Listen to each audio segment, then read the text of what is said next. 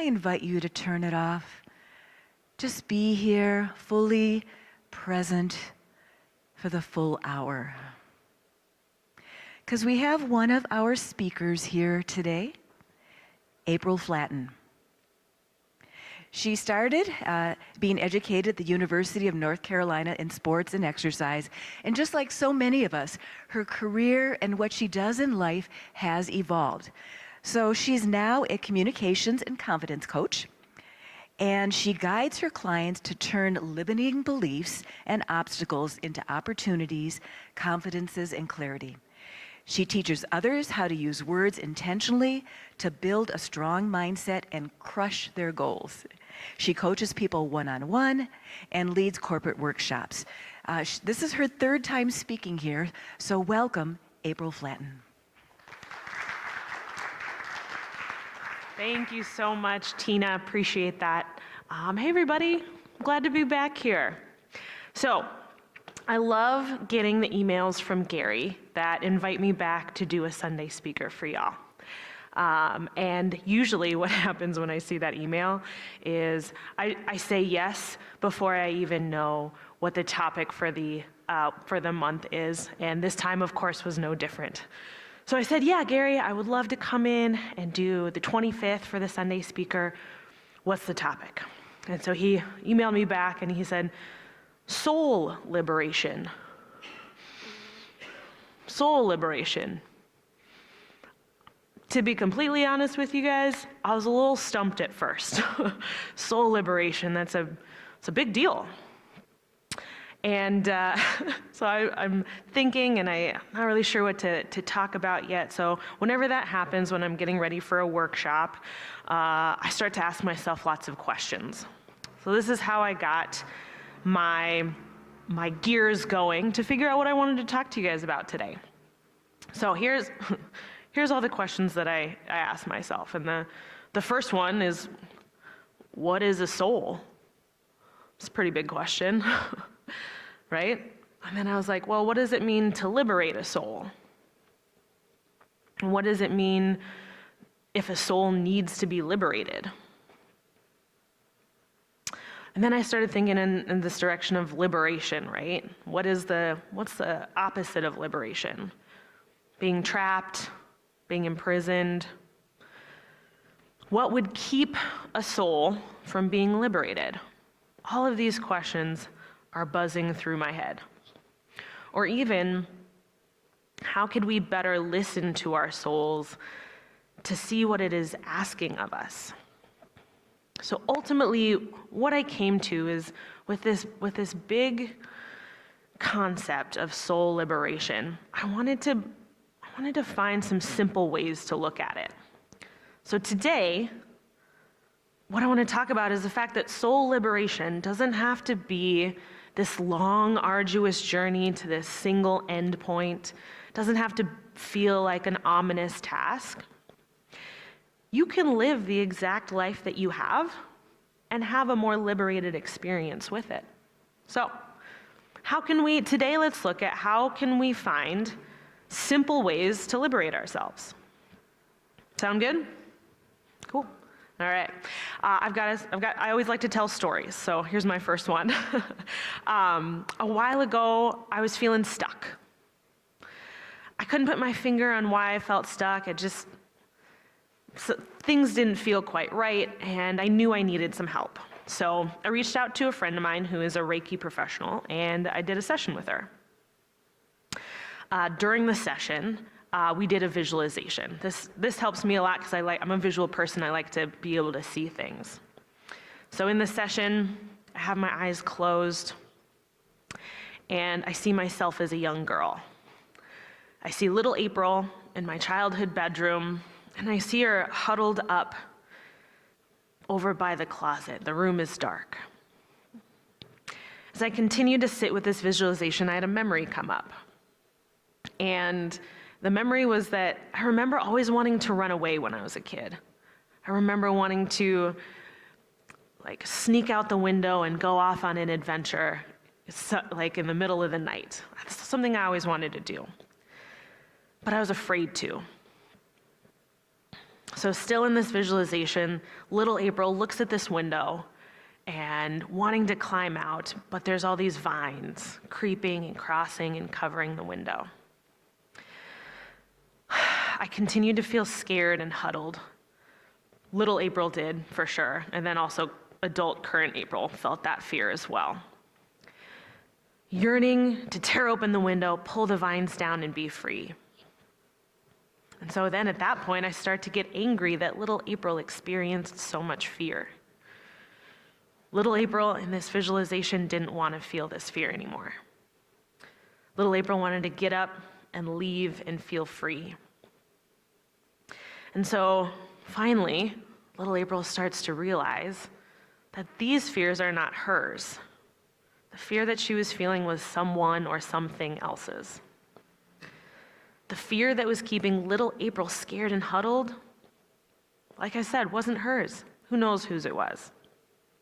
The point being, once little April realized it in the visualization, so did current April in that Reiki session. So now it's all come together. I'm understanding that these fears are not mine. And so that first thing, like in that room, in my visualization, it brightened up and the door opened. And so little April's already feeling lighter, and I looked up and I saw adult me, right?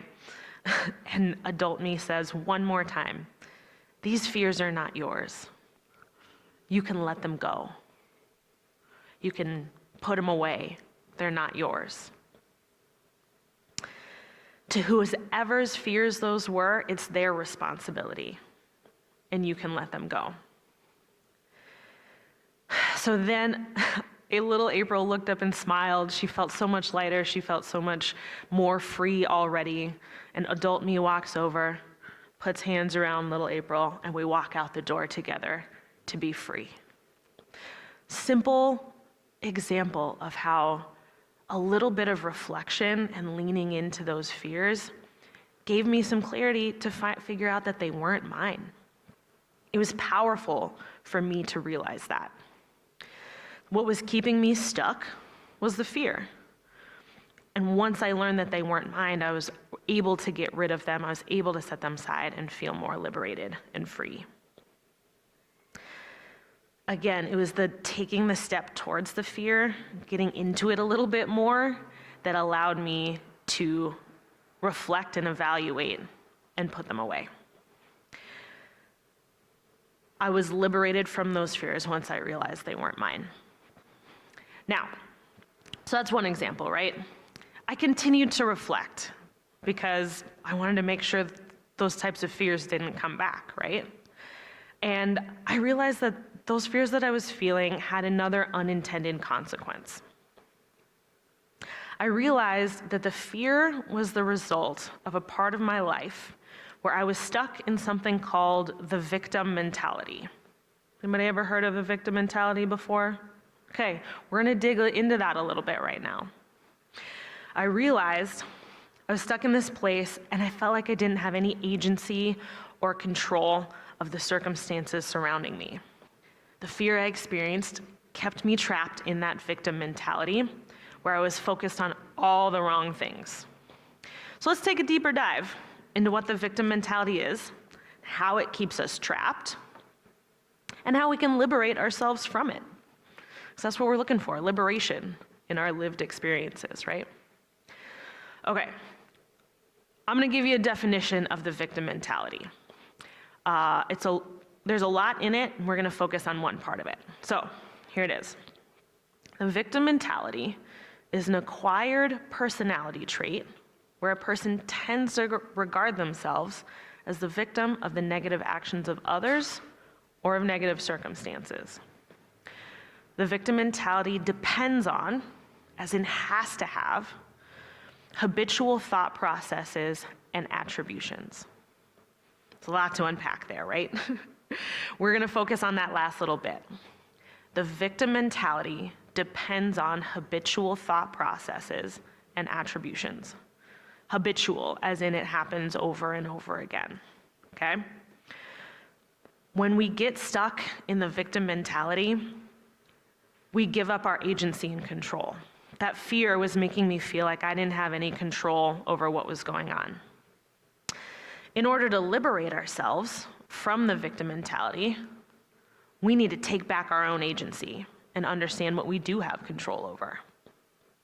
So I want to talk about some times when I've found myself in the victim mentality, how I realized it, how I became aware of it, and then what I did next.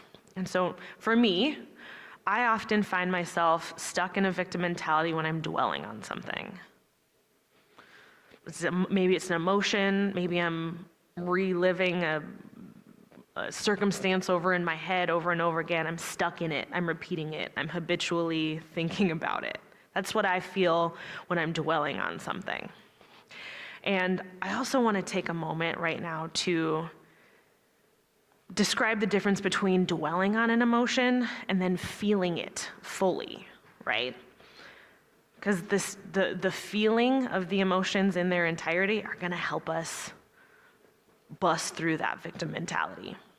So, to talk about emotions for a moment, emotions are transient. They come and go. We feel happy, that happiness is awesome, and then that kind of fades away and we move forward. Same thing with sadness, right? Sadness will also go away if we feel it fully. So there's a rise and release of the emotions as we feel them, and if we're dwelling on them, that means we've started the process of feeling the emotions, but then got stuck in it. And we're now in this emotion and it's not releasing. We're not letting it go. So when you continue to ruminate on that emotion without letting it release, then you get trapped in it, right? If we're talking about liberation, we don't want to be trapped in this emotion. And so that's the same thing as the habitual thought process of the victim mentality. Does that make sense? So we're talking about either habitual thought process or being stuck in this negative emotional loop. Make sense so far? Awesome. Okay, so how do we get out of that then? Simple answer is awareness. We gotta be aware enough to catch ourselves ruminating on these negative emotions, or catch ourselves in that habitual thought process. What's the same thought I'm having over and over again?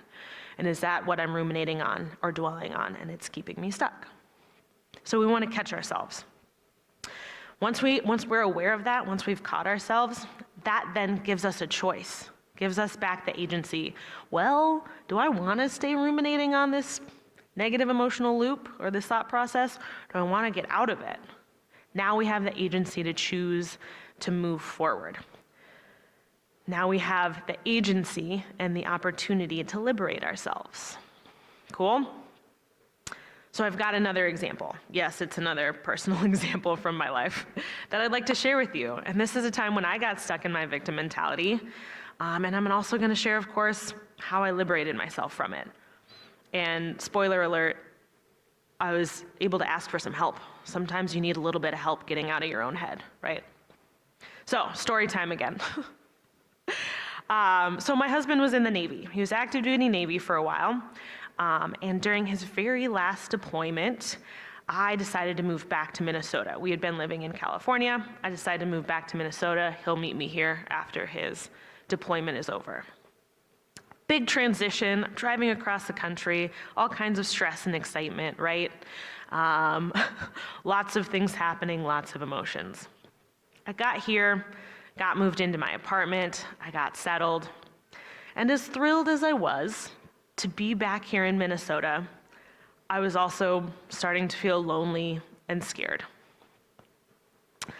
This would happen every time he got deployed. After he left, I would put on a brave face to the outside world, and then I would get home and be alone with my dog and my tortoise and start feeling that loneliness and fear again. I'd start thinking about worst case scenarios, like the possibility that he wouldn't come back. I would continue to spiral about how little time we had together during his active duty. We had spent more time apart in the last 5 years than we had spent together. My thoughts were lonely and scary and distancing. Not to mention, again, I started to feel angry because I married that guy so I could be with him. And now we were in a very specific situation that kept us apart. That was not what I wanted. And I felt alone and scared. As I mentioned before, the victim mentality consists of habitual thought processes. I'm going to repeat this, something that it helps to be aware of, right? The habitual thought processes that keep us stuck in these emotional loops. And it keeps us from fully experiencing the emotions. Because remember, emotions have this rise and release. If we're stuck in them, then they're not being released. Did anybody notice some repeating thought processes or a negative emotional loop in my story? Anybody notice that? Yeah, yep, victim mentality, there it is, okay? So now what? Now what do I do? Well, I started to feel exhausted by the loneliness and fear that I was feeling. Fortunately, this was my clue, right? I noticed how exhausted I was, that I was having all of these thoughts about my husband being on his last deployment, and then I was like, I'm exhausted from this. I don't want this anymore. I must be in a victim mentality. It takes practice to notice these things. I'll say that too, which is why I asked for help at this point. So remember, awareness brings agency. I'm now aware of how exhausted I am from this emotional loop, from this habitual thought process. Decided I didn't want to be scared and lonely anymore. Agency now is giving me this opportunity to liberate myself. So I asked for help from my coach. The coach that taught me everything I know about words and language and the impact that they have on us, for better or worse. So what we did is we looked specifically at the words I was using to describe my fear and loneliness. And those words were that we spent more time apart from each other in the last 5 years than we spent together, my husband and I, right? That was the phrase. We spent more time apart in the last 5 years than we spent together. Okay, I'm aware of this statement. Now my coach says, hey, let's get more specific. I said, okay. We spent 3 out of the last 5 years apart from each other. Okay, so now we're honing in on reality, the reality of the situation, which is still not feeling great for me. But then my coach did something very interesting for me. He took the same story that I had just told and he changed the words. He wrote the same story out with different words and told me to read it out loud. Here's what it said. We spent the last 2 out of 5 years together. Bam, waterworks. I started bawling. I was like, all I was focusing on was our time apart. If I shift my perspective and look at our time together, that's a much different feeling. All the emotion that I had been stuck in was released in a wave of tears. So it was this journey of, I'm sad and lonely. I'm exhausted by sad and lonely. My coach starts helping me. It gets a little bit worse, but then we shift the perspective and everything's released and I start to feel lighter. So it's a roller coaster, to be completely honest. So I hadn't realized that the words I was using, the thoughts in my head, that emotional thought or that habitual thought process, were the things that were keeping me captive in that fear and the loneliness. And as soon as the words changed to focus on the good part of those 5 years, which was when we were together, there are other good parts too, but for the sake of the story, right? The parts that I wanted to focus on were the parts that when we were together. As soon as those words changed, the perspective shifted and the release happened. And I was able to fully experience the emotion that I was stuck in. That negative emotional loop broke. And as that negative emotional loop broke, I felt much more liberated from the fear and loneliness that I had been feeling, and the exhaustion as well. So, to review the process, my victim mentality had me stuck in scary and lonely thoughts of being away from the man that I love, right? My exhaustion brought my awareness to these feelings, which then prompted me to make the decision. We got the awareness, now I've got the agency to make a decision to change something. My coach then helped me hone in on the words and thought processes that were keeping me stuck in my victim mentality. And as soon as the words changed, the emotions released, the loop was broken, and finally the liberation happened.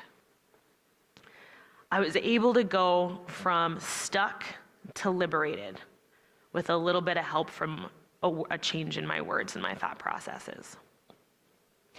Because remember, you don't need to make this big dramatic change in your life to free yourself or to free a part of yourself.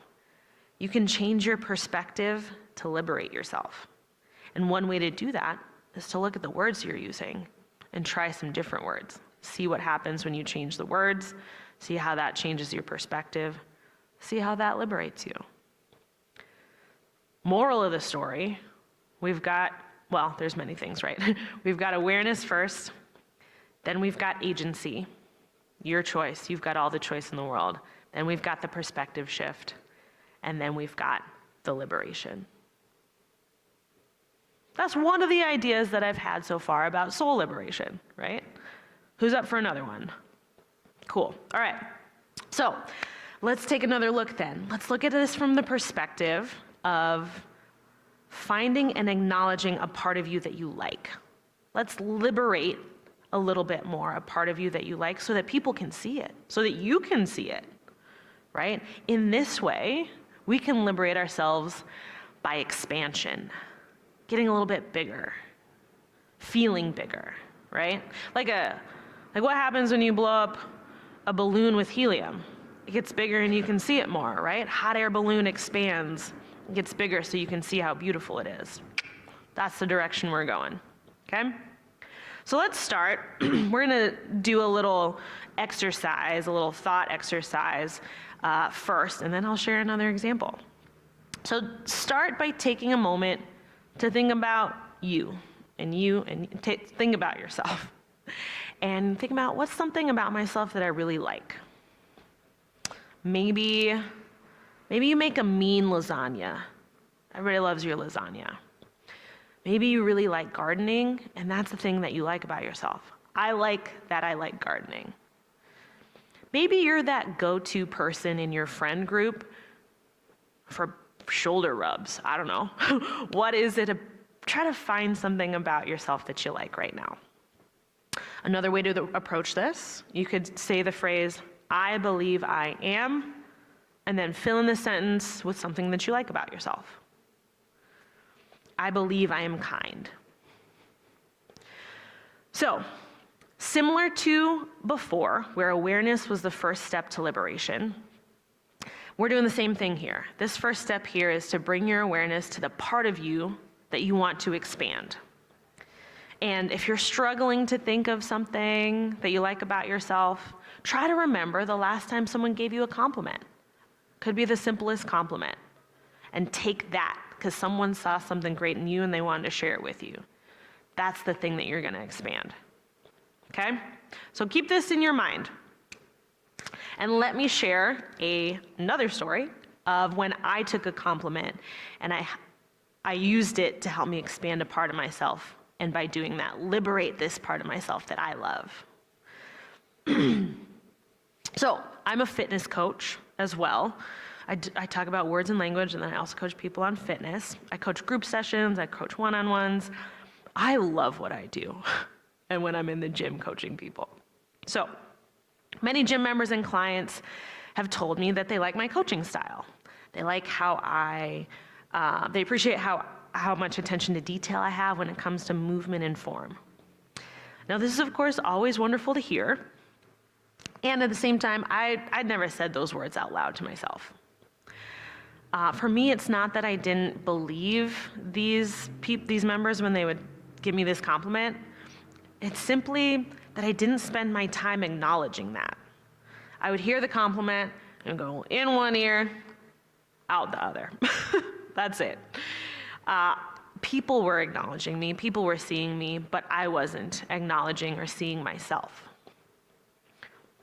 But that's the key. Then I learned how to acknowledge myself. So I took the compliments that I received, and again, this is what I'm using to expand this part of me and liberate this part of me a little bit more. So here's the process. Here's what I did. I took the compliment that the member said to me. The compliment was, "I really like your coaching style." So I take a moment to reflect on this compliment and realize that this member saw something in me that I had worked really hard to be good at. I put in the work to develop my coaching style, and someone wanted to share that they noticed that with me. It's pretty cool. It's like a member taking a big spotlight and shining it on a part of you that you like so that they can see it better. And oh, by the way, now you can see it better too. So if someone else can see it, then how can I also see it and take the time to acknowledge it and appreciate it as well? So again, let's hone in on the words, because I love talking about words and language. Here's what I did. I took their compliment and I did one more reflection on how I feel. They said, "I really like your coaching style."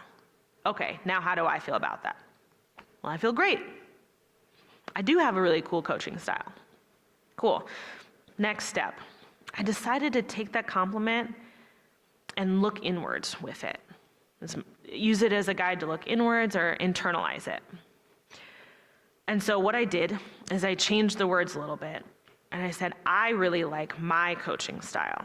So then instead of a member shining a light on me, now I'm shining a light on me. I'm saying, "I do like my coaching style. Wow.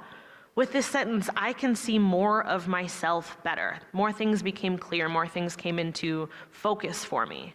Because I've spent a lot of work developing my coaching style across hundreds of classes and clients. And that being said, admittedly, the first time I said, "I really like my coaching style," it felt a little weird. I was like, oh. But at the same time, I knew that it was true for me. This new sentence rang so true that I felt this burst of expansion in understanding myself better, especially who I am as a coach doing what I love. So we've taken this aspect of me, I'm a coach, and shone the light on it, brought it into better focus, and in doing so, expanded my understanding of myself. Really cool experience. So it was, before I acknowledged and internalized this compliment, I wasn't able to see every bit of work and energy that I put into developing my coaching style. And I also hadn't seen the positive impact that it had on the community, enough of an impact that people wanted to share it back with me. And so this new sentence, "I really like my coaching style," feels expansive because it's more specific. I know what I've done to do it. It carries more certainty for me. It helps me be more confident in something that I love doing. And it's given me the time to reflect on the work I've done to create it for myself, the control I've had over creating this thing for myself. So we're bringing in agency again here too. I know that I have control over how I show up as a coach, and that action helped me develop my coaching style. Does that make sense how much bigger this now feels? It feels much bigger to me. Even in reviewing the story for this to come and talk to you guys today, I remember going through this experience the first time, and it felt expansive then. And then, getting ready to talk to you guys again, it feels expansive again. I'm continuing to liberate this part of me that I love by shining a light on it. And like I said, the expansiveness has now liberated me because I've learned more about who I am as a coach and how I created that for myself. I see more of me, and that part of me has been liberated a little bit more. Also in the fact I'll add this too, that also in the fact that I've shared this with you all, and so now you all can see a part of me that I love. So that's another example of liberation and expansiveness. I literally, that wasn't in my notes, I just thought of that right now. So again, to review this process, we start with awareness. What's a part of me that I like? Then we acknowledge it. I like this part of me. Then the expansion happens. And then the liberation happens. Make sense? So, to loop all the way back up to the top, soul liberation doesn't have to be a long, arduous journey to a single endpoint or a big, ominous task. You can live the exact life you have with a more liberated experience. There's plenty of opportunities to liberate parts of yourself along your journey. You can also live the exact life you want by practicing a more liberated perspective. And today we looked at two different ways to be liberated. One came from the perspective of breaking a destructive cycle, busting through that victim mentality or an emotional negative loop, liberating ourselves from that destructive cycle. The second way came from the desire to explore and build upon your current foundation or build upon who you are. Something gets built, it expands, and you can see more of it. Liberation by expanding your positive understanding of yourself. These are two of the simple paths. These are two of the ideas that I came up with for soul liberation. I can imagine there's so many more. And so what I want to do now is take you through a visualization. I want to invite you all to do a visualization here. If you'd like to, please enjoy. If not, all good. And so what we're going to do, the intention of this visualization is to help you find the parts of your soul that you'd like to be liberated. Or maybe you're going to find some clues that will lead you towards that liberation or that part of you that you'd like to be liberated. Cool? All right, so let's start off with some deep breaths. Let's do 2 big deep breaths in. And as you're doing that, let's get comfortable as well.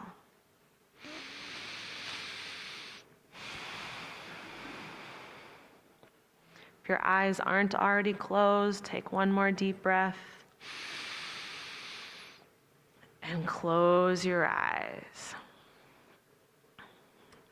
Imagine you're walking down a path. Any path. Maybe it's a sidewalk or a trail through a park. Maybe you're just walking down the road. You're walking calmly. You're not in a rush. 1 foot after the other.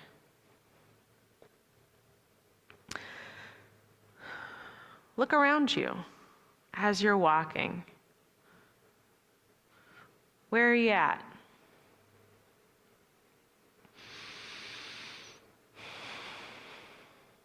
This path that you're on, this is your life. You're walking down your path of life serenely, in complete control. This is the path that you have chosen for now.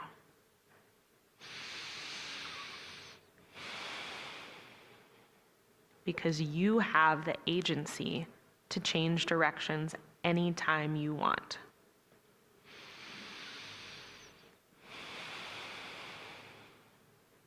This is your exploration. This is your adventure. Keep walking. Keep moving forward. Ready, take a big deep breath again.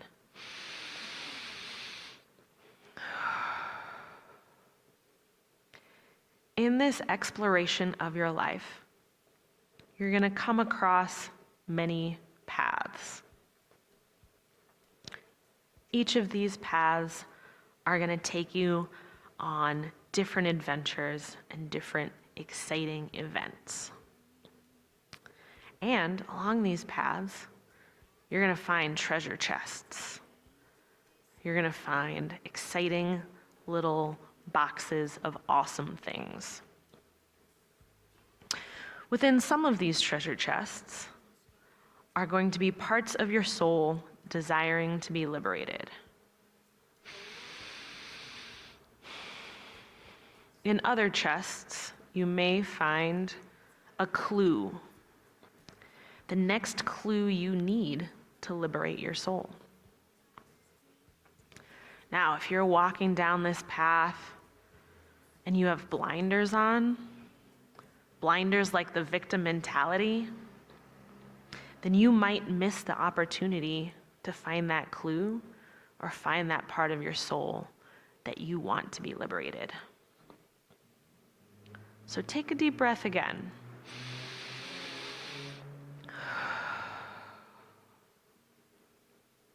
Look around you. Become aware of your environment as you're walking down this path. Awareness will remove your blinders. The more aware of your environment that you are, the more you can see. Awareness will make it easier to find those treasure chests. So ahead of you, you see one. Go ahead and walk towards that treasure chest. Walk towards it with purpose and anticipation. So you're about to find something. You're about to find a part of you or a clue. Take a big deep breath in and let it out, because now you're at the chest. Crack that thing open. Open it up. What do you see? Look a little bit closer. Is there anything else in there?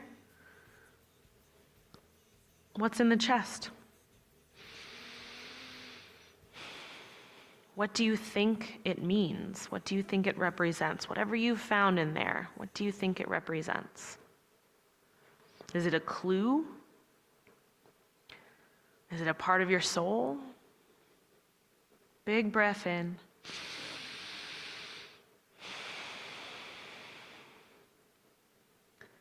And let it out.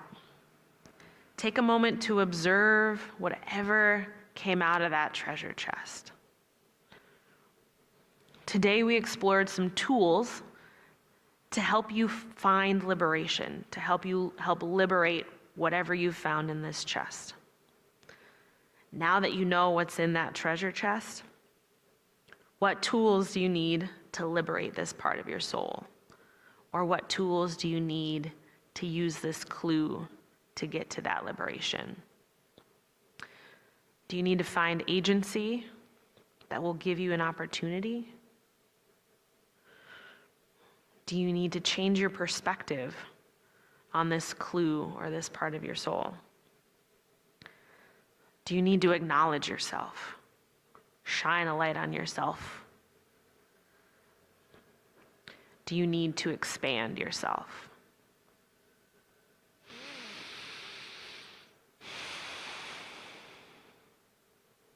Take a big deep breath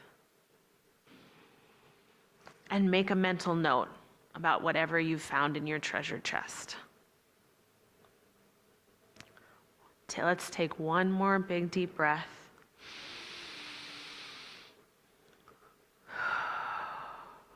Slowly open your eyes. You've got exactly what you need to go forth and be free. Thank you.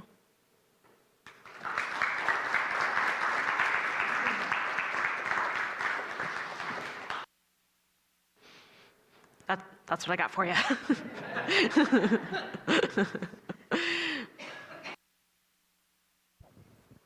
Okay. So thank you. Thank you very much, April Flaten. Yes.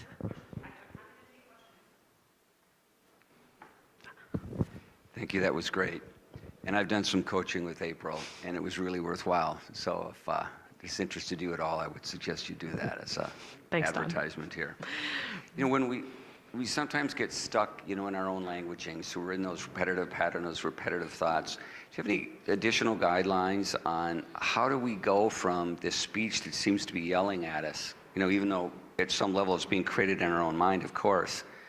How do we get out of that loop into the more positive languaging? How do we get out of the loop? So you're looking for another method or tool to get out of that loop. Is that what I understand? Honestly, sometime when we're in that loop, it sounds like, well, I'll just change what I'm saying. You know, and then I find myself like going right back to the negative language or something, you know, how do we break that resistance to get into that more positive language? Are there like processes or steps or ways to interrupt that patterning? Yeah. Good question, because yes, language and words are one piece of the puzzle here for sure, and one method, right? So we've already looked at how our perspective can change just by changing our words. And if you still end up in that negative emotional loop again, couple of thoughts for you. My first one is breathe. Sometimes the negative emotional loop does have a physiological reaction in our bodies to where we're like the negative emotional loop is keeping us like here. So if we take a deep breath, and we can tell our body that we're safe, then that's something that can help break that loop too. Because the loop keeping us tense and tight and stressed, and that tension and tightness and stress is connected to the words and the language. If we can very specifically, as long as we're aware of it, right, we can then take a deep breath. And so now there's a different stimulus in our body. Now we're not here, we're here, and then we can try the words again. And again, if you're continuing to get stuck in it and it ends up being repetitive, lots of options to ask for help. Therapy, like Don said, I do this type of coaching as well. There might be something deeper that does need to be addressed. So, does that help? Did that answer your question? Yeah, stepping away from those with that, right? Instead of just being in the loop, I like that. I'm remembering the course with that idea of breathing. That idea of breathing, and it also, as you were saying that, like writing it down, doing something to just break that flow, to like step back from it, get a little bit of distance. Yes. Yep. Exactly. So writing it down is a great option too. Yes. Thank you for bringing that up. If things are stuck in our head, it's much harder to see them. So the act of writing it down will allow you to go from being in the situation, in this loop of negative emotions, to step outside of it and see it differently. And so, yes, writing it down is another great option to do that, to help break it too. And I'm thinking back to I'm going to use this the next time I get in those loops, Yeah. but also in the writing it down process, then one could, like, what's the question you asked? And is it like, how do I reframe this, or what's a better way to view this? Or like, is there like a specific question we can ask ourselves once we've got that repetitive loop statement written down? Great question. And as I work with people on stuff like this, I often ask different questions depending on the loop that they're in. So my biggest suggestion is simply to be curious. So you notice a negative emotional loop, you write it down, and/or you take a breath, and/or you become aware of it. Look at it and get curious, because you could ask, where is this coming from? How did I get here? Why is this keep coming back for me? Like, these are all good questions to ask, and depending on the situation, one of those questions will work better to give you an answer to whatever you're looking for here. And at the same time, along with getting curious about this loop, I also encourage you to not latch on to the answer as though it's the answer of everything. It's an exploration rather than a finding this one thing that's going to change everything. And so I often work with people for anywhere from three months to a year, and this has absolutely happened. We've found a victim mentality, and we've found a negative emotional loop, and we've looked at it, and we've written it down, and we've read it out, and we've changed some perspectives on it, and it's pretty good. We're like, okay, that's not going to come back. But then a new situation happens, and that victim mentality popped back up again. That certainly happened for me, where I've worked through my victim mentality in one aspect, but then it shows up for me in another aspect. So the awareness is the biggest thing. Some very practical tools include breathing and writing it down and getting curious about it. And remembering that you have those tools to help you break out of this victim mentality will help you the next time it comes up. Does that answer your question? Cool, thank you, Don. Did we have a question here? Sure. Yeah, it's a process, and really it's about having the tools to approach it. Hi, I have a question. What are your opinions or thoughts about the influence of karma and past lives on negative thought loops, and if that's maybe the cause of it, like how might we integrate, karmic ties and past lives into that? Great question. I'll speak to the past lives part of it. That's something that I've experienced. And so the victim mentality is a story. And if it's a story that can be written down, then we can use these tools of writing it down and breathing with it and getting curious about it for that different perspective to break out of the victim mentality.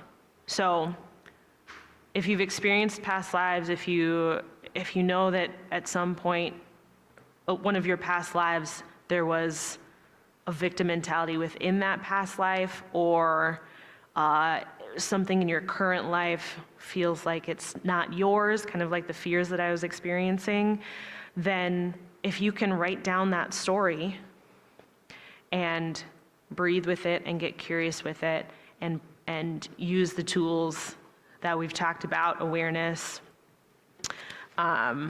agency, perspective, and then into liberation, then you can absolutely use those same tools to address a past life victim mentality as you can in a current life. And so you're asking if a past life or a karmic situation could be the cause of it as well?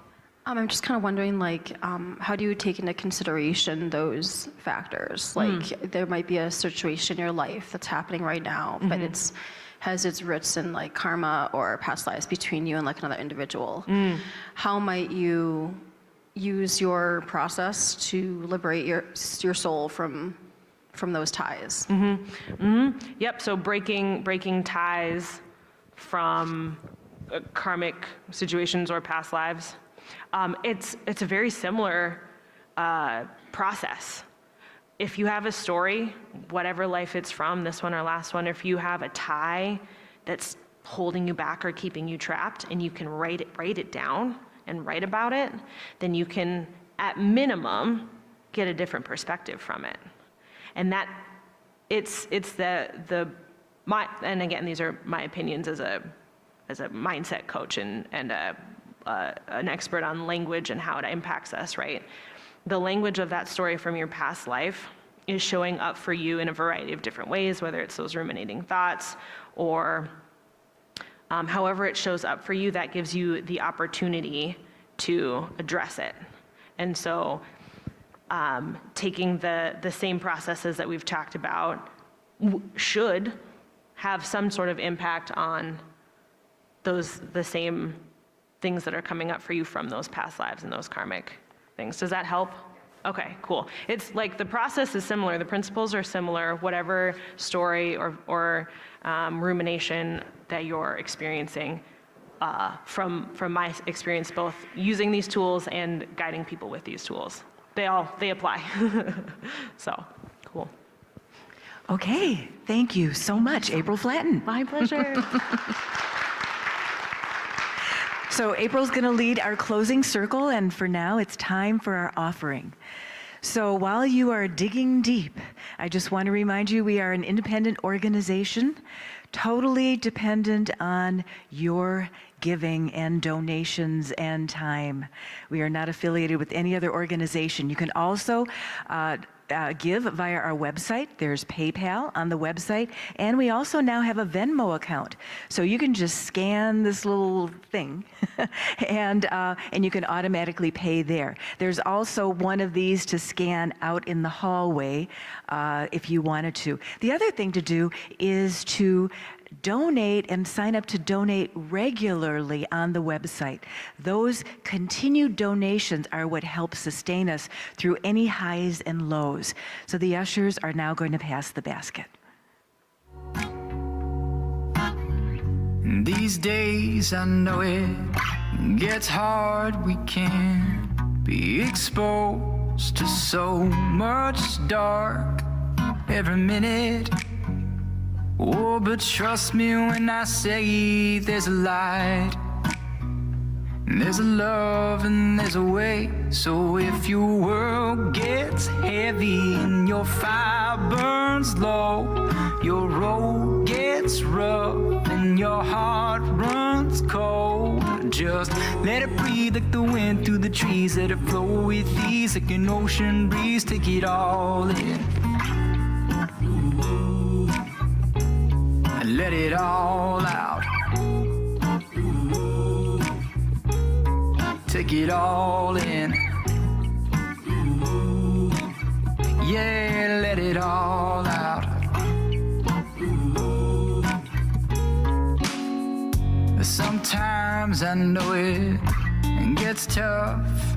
You lie in bed at night wondering if you're enough. Well, trust me now when I say you are. But no matter what, this life at times will break you apart. So if your world gets heavy and your fire burns low, your road gets rough and your heart runs cold, just let it be like the wind. No. Oh, okay, here we are in green and orange and black. Oh, and if you'll join me in blessing our offering here. Perfect love, flowing through me, blesses and multiplies all that I receive, all that I give, and all that I am. Aho. Okay, so now we're going to circle up.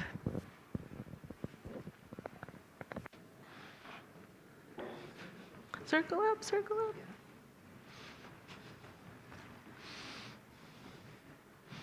Always got to find the right road to go through to complete the circle. There we go, there we go. They're perfect, 100% perfect. Wonderful. Wonderful. Wonderful. Let's start with a big deep breath in together.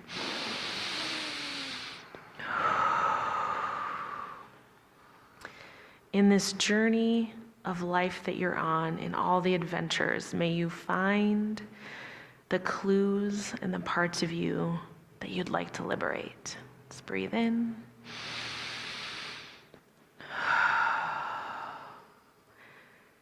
May your awareness be brought to everything around you and the experiences that you can liberate yourself here and now.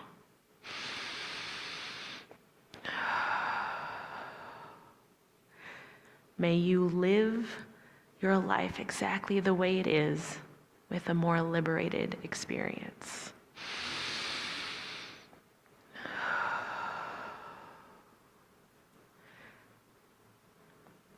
Amen. That's what I got for you. Thank you all so much. Thank you. It's always wonderful to come back.